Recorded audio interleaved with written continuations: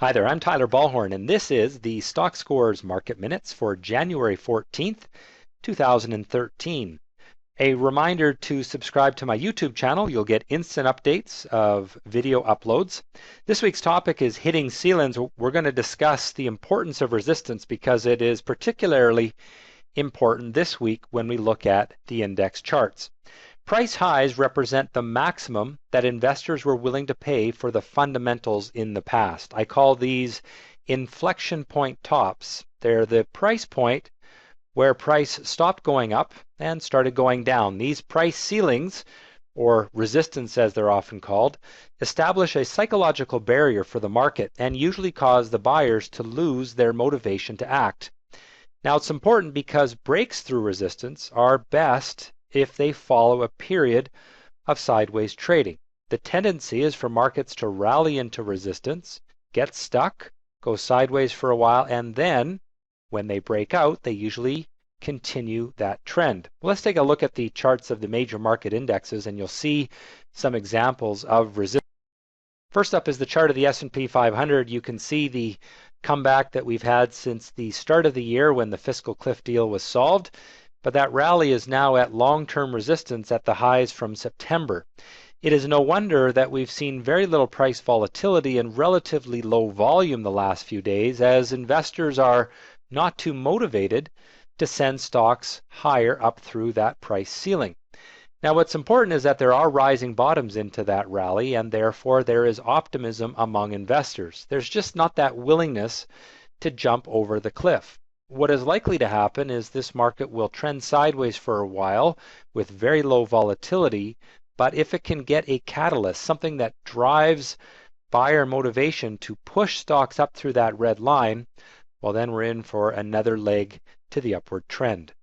The TSX is also at long-term resistance, this going all the way back to March of 2012, and again you can see that the market has been drifting higher, but now that we are at that resistance level, it's not that the market is doing poorly, it's just that the buyers have little motivation to act.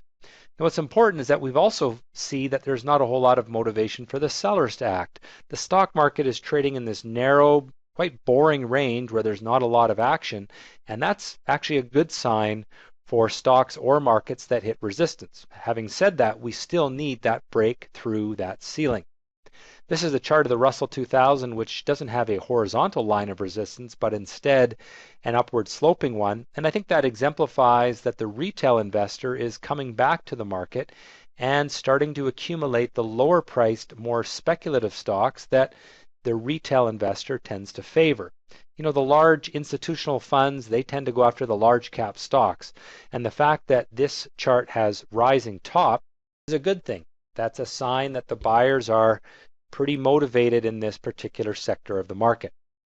TLT is the Treasury bond market, and you can see that it broke down from a pennant a couple of weeks ago at the start of the year when the market rallied. That's a good sign for stocks. That means that money is coming out of the safety of bonds and coming back to the market.